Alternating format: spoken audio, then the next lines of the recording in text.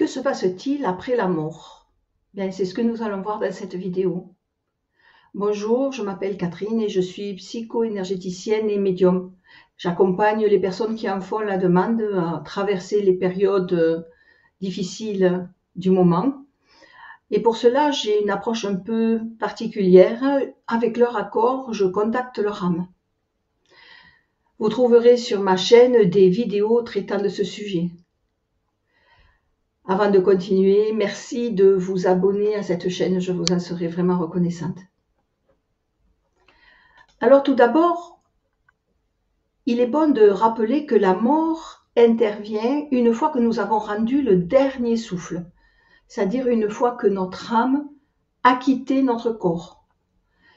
Les personnes qui reviennent parce que la technique médicale évolue, en fait, ne sont pas mortes. Quand vous mourrez, vous ne revenez pas. Pour savoir ce qui se passe réellement après la mort, nous devons nous appuyer en gros sur les informations que nous ont transmises les expérienceurs, les personnes qui ont fait des expériences de mort imminente, et les médiums. Alors, les quelques grandes notions rapportées par les expérienceurs sont celles-ci. Tout d'abord, ils se retrouvent au-dessus de leur corps. Ils n'ont plus de douleur. Certains évoquent la présence d'un tunnel. D'autres rapportent avoir communiqué avec des proches, des guides, des êtres de lumière. Ils se sont retrouvés dans une lumière vive mais douce, dans une atmosphère bienveillante. Certains racontent aussi qu'il leur a été demandé ce qu'ils comprenaient de leur vie. D'autres ont reçu des informations sur un réajustement à faire sur leur façon d'être. Le message reste toujours le même, l'amour dans la vie. Certains ont vécu des expériences un peu plus difficiles afin qu'ils comprennent les actes à bannir de leur existence. Concernant les médiums, je vais partager avec vous mon expérience. Je ne parlerai pas d'un tunnel, mais d'un espace. Alors pourquoi le mot tunnel est évoqué? Probablement parce qu'il fait noir ou les images qui nous parviennent sont dans l'obscurité. Rappelons-nous que ce que nous percevons de l'autre côté ne se fait pas avec nos yeux. Alors je parlerai plutôt d'un espace qui se trouve entre notre monde et la lumière. Celui-ci, comme tout ce qui se passe dans le monde invisible, est composé de multiples paliers. Je pense que sa taille dépend de nous, de nos peurs, du chemin à parcourir pour arriver justement à la lumière. C'est aussi dans cet espace que se trouve le côté obscur, où les âmes sombres existent. Alors, soyons attentifs à refermer les portes chaque fois que nous les ouvrons. Il faut se rappeler que certaines personnes dans cet espace veulent y rester, car elles souhaitent attendre des proches. D'autres ne savent pas où aller. D'autres encore, souvent les enfants, veulent faire savoir à leur maman qu'ils sont là, que tout va bien pour eux. Personnellement, j'ai observé deux cas de figure. Les morts violentes et les autres types de morts. Dans les morts violentes, je mets les suicides, les personnes décédées par suicide, les guerres, les attentats, les assassinats, les accidents, mais aussi les personnes ayant commis des abus, des viols. Alors ces personnes, elles se retrouvent de l'autre côté du voile, si vous me permettez cette expression. Elles se sentent vivantes et souvent elles sont surprises de l'être. Elles ne comprennent pas toujours ce qu'elles vivent, ni où elles sont, ni pourquoi personne ne leur répond. Ces personnes se retrouvent dans ce fameux tunnel. J'ai aussi constaté que beaucoup d'âmes défuntes souhaitent revenir auprès de leurs proches, surtout lors de morts violentes. retrouver le cours de leur existence.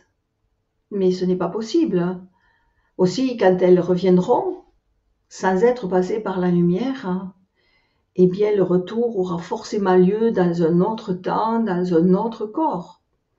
Par contre, leur âme continuera cette quête qui était la sienne dans la précédente existence. Et croyez-moi, cela aura un impact très concret dans la vie de la personne.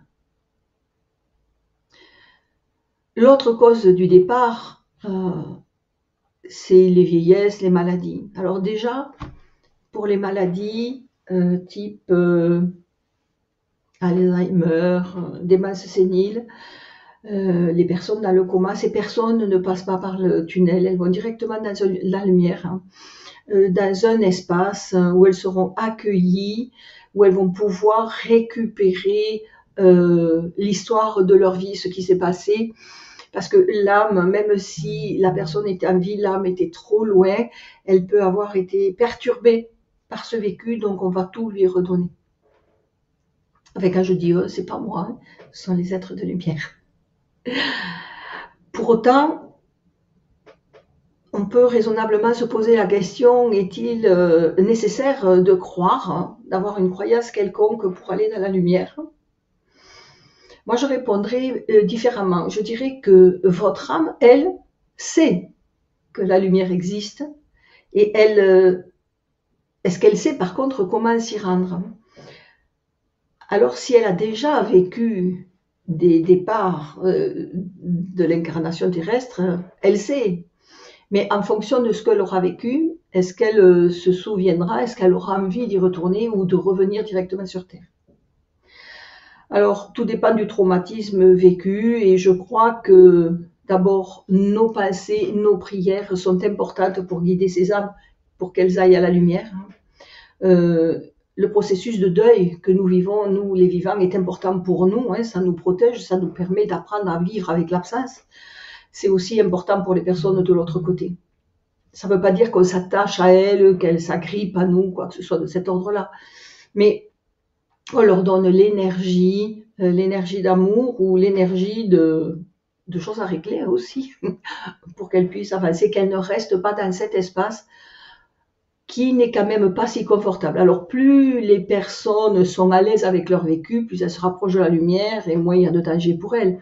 Mais n'oubliez pas qu'il y a le côté obscur, que l'usurpation d'identité est toujours possible, et donc c'est mieux que les personnes n'y restent pas. C'est vraiment l'enjeu d'aller directement dans la lumière.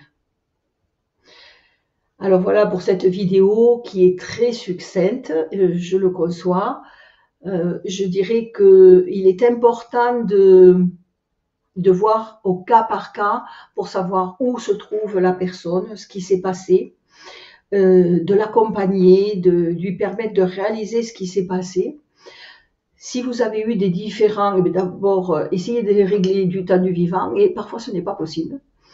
Alors ça se fera soit quand vous aussi vous serez de l'autre côté, de toute façon, personne ne pourra y échapper, soit voyez par l'intermédiaire d'un médium, et j'ai beaucoup d'exemples en tête où des personnes soit sont venues passer des messages, soit sont venues régler des comptes, comprendre.